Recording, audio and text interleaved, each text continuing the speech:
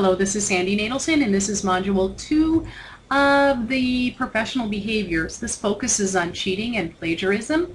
In this model, we're going to have additional information about professional behavior. It's focusing on avoiding cheating and plagiarism. A quiz will be created, or has been created, and you will take it at the end of the module. Once again, the questions aren't meant to trick you. It doesn't have a negative effect on your course unless you don't do them. You do need to get 100% on this quiz, and we just hope that the quiz will help reinforce the learning and make sure you understand the concepts. You can retake that quiz anytime. Once again, you need to get 100%. To summarize from previous information, from the last, cheating is a form of deceit, and anytime we deceive others, we're hurting the work of other students, the teachers, and the institution. We want to make sure that we all work and act in a way of integrity and honesty, and that we work to help promote society versus to bring it down. In terms of people who are concerned about cheating and academic honesty, parents and faculty are very concerned. We want to make sure that every student is learning what they need to become a professional and work professionally and develop a long career of ethical behavior. Other students are also concerned. They don't feel it's fair if some people are cheating and getting higher grades than they deserve. Administrators of universities like Boise State are very concerned about it. We want to make sure that our students are graduating and are honest professionals that will show to the public that we have done our job by creating moral individuals. And the general public is also concerned because people who graduate from here might be their engineer, might be their nurse, might be their kid's teacher, and we want to make sure that we're providing professionals that are going to act ethically and help build up our society. Some issues related to honesty include its equity. Cheaters may get higher grades than they deserve, and this isn't fair to those who don't cheat. There's also a loss of transfer of knowledge. Students that cheat are not learning what they should. Students' morale also is reduced when other students cheat, as faculty morale too decreases with cheaters. Plus, the reputation of the school may be damaged by cheating, and the general public can lose confidence in school because of cheating. According to Whitley and Keith Spiegel in 2002, students admit to unethical behavior due to a variety of things. One of them is the pressure to get good grades. The other issue is either no time to study and or poor study skills. They believe that everyone cheats, which in fact is not true. There's also, they may feel a lack of punishment if they are caught. Also, procrastination and waiting to the very last minute to do work is a problem. There are some other reasons in addition to what they have found. And from my own personal experience and others that I've talked to, not understanding what is expected of them in terms of plagiarism and other forms of cheating is a problem. Poor time management skills certainly has been an issue for many people. Not feeling that homework is important to their learning is an issue, as is the high test anxiety that many people have. Cheating takes many forms, and they include copying work from someone else, studying from a copy from a previously administered exam or questions without authorization, and sharing content of a test with those who haven't taken the test yet is also cheating. Cheating also includes not doing an equal amount of work on a group project, charting or writing that work was done that really wasn't. It's also seen when a student calls in sick for a test or a class when they really they really aren't ill. Get that out. So when a student says they're sick and they're not, that is a form of cheating. Cheating also includes one student letting another student see his or her answers during a test, or making up references for a paper, or not citing references in a paper when words were used from another person's work and or an intranet site. So more about cheating. It's important that students carefully think about what they are doing and why. Students have a moral obligation to not look the other way when cheating is happening. If there's a question about what is cheating, students should ask and consult with faculty members about what's expected of them. Cheating has many consequences. First, here at Boise State, students may be given a failing, that's supposed to say grade, on an assignment.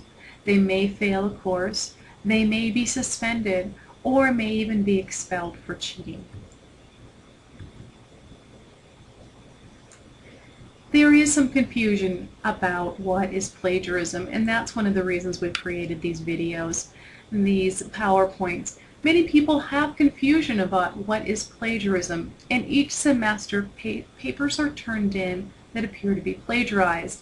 Most of the problem revolves around determining when to cite a reference or when not.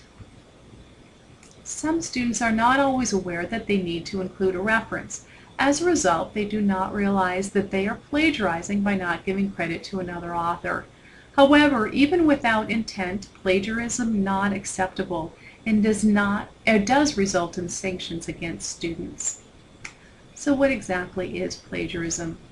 It includes not citing a reference, having someone else write a paper, buying a paper online, or any form of representation of another person's words, thoughts, or ideas as one's own, and also copying text from a website or a book. Unless information is considered common knowledge, a citation must be listed on a paper. And common knowledge is information everyone knows, such as bacteria can cause infections. Another example is a statement such as riding a bicycle without a helmet can lead to serious injury. This is not earth-shattering news. It is information that's generally known and accepted, so it's common knowledge. A statement that is not known by everyone, such as 320 children are seriously hurt each year in auto versus bicycle accidents in Quedato County, must be cited. This is not information that the majority of people know, so it needs to have a reference. In other words, it needs to be cited. So how does one cite? When citing a direct quote, the author's name, the year of the publication, and the page where the quote was found must be included, at least when using the APA format, which many instructors use. Another one that is commonly used is called MLA. You should ask your instructor which one they prefer you to use for papers. So here's an example. Smith 2005 reported 320 children are seriously hurt each year in auto versus bicycle accidents in Quedato County. And then page 33 is listed. Direct quotes. Longer quotes are treated slightly differently than shorter in terms of format. And you need to once again find out what your instructor wants in terms of formal papers, and then ask whether APA or MLA would be preferred. There is lots of resources on the web, and here's one of them. OWL Purdue has MLA and APA information. You can also refer to the manual for APA, and also refer to the BSU library, which has excellent information on referencing. Paraphrasing. This also causes people concern, question, not sure. But basically, if similar words, ideas, or thoughts of another author are used, a citation must be made. And when citing something that is paraphrased, the author's last name and the year of publication are given. Paraphrasing should be more than changing one or two words. And when writing a paper, large blocks of text should not be paraphrased or be completely made up of quotes. These are important for supporting claims, but a paper needs to be more than quotes and paraphrasing. You need to include your own thoughts. Here's an example of a poor citation, a poor paraphrasing. The original text by Smith was, remember, 320 children are seriously hurt each year in auto versus bicycle accidents in Quedato County. Here is an unacceptable paraphrase. In Quedato County, 320 children are seriously hurt each year in auto versus bicycle accidents. Smith 2005. Well, I do appreciate that the person put Smith 2005. That gives them the author some credit. But in reality, the only thing that was changed in this phrase was that in Cuidado County was taken from the end of the sentence and put at the beginning of the sentence. This is not acceptable, as it is pretty much a direct pull, with one minor change. So what's a good example? Here's one. Here's the original about the children in Cuidado County. Acceptable is, children are injured every year in automobile versus bicycle accidents. In Cuidado County, 320 children were badly injured in this type of accident, and then the author in year. This is acceptable. So don't risk it. Remember, you are being held to high standards. BSU students need to act ethically. Plagiarism, whether intended or not, is not acceptable. And it's the student's responsibility to know what is correct and not correct when it comes to citing and paraphrasing. People at the Writing Center here at Boise State are good resources for you. Other ways to help, there are advising classes, and those include time management, stress management, writing skills, taking notes, and test anxiety. By being able to do these skills better, reducing anxiety, people may feel less likely and less needing to plagiarize and act unethically. So remember, you want to know about the format you're going to be using, APA or MLA, or another one. There's the Boise State Writing Center, your faculty members. There's also websites. Remember, OWL Purdue is an excellent one. For APA, there are videos on how to make papers in APA and MLA. Once again, Boise State website has excellent resources in the library. And here's a web YouTube that you can actually find out exactly how to format your paper. So, once again, there's going to be another quiz. It's your responsibility to take this and act ethically. Ethical actions are important. You need to role model that for your classes. As future professionals, besides modeling behavior, you have responsibility to prevent unethical behaviors in others. As mentioned, if you see a person cheating, it's your social and moral responsibility to act and do something about that behavior. It may be talking with them directly, it may be talking with your instructor. Another person who can help is Dr. Blaine Eccles from the Office of Student Rights and Responsibilities.